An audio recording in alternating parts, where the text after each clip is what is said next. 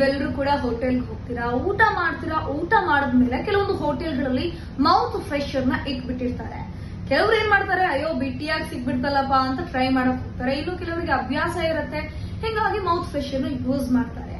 ಆದ್ರೆ ನೀವು ಇನ್ನು ಮುಂದೆ ಹೋಟೆಲ್ಗಳಿಗೆ ಹೋದಂತಹ ಸಂದರ್ಭದಲ್ಲಿ ಮೌತ್ ಫ್ರೆಶ್ನರ್ ಸಿಕ್ಕಿದ್ರೆ ಅದನ್ನ ಆದಷ್ಟು ಅವಾಯ್ಡ್ ಮಾಡಿ. ಗುರುಗ್ರಾಮ್ ಅನ್ನೋ ಒಂದು ಜಾಗದಲ್ಲಿ ಅಲ್ಲಿ ಏನಾಗಿದೆ, ಒಂದು ಫ್ಯಾಮಿಲಿ ಊಟಕ್ಕೆ ಅಂತ ಒಂದು ಹೋಟೆಲ್ಗೆ ಹೋಗಿರ್ತಾರೆ.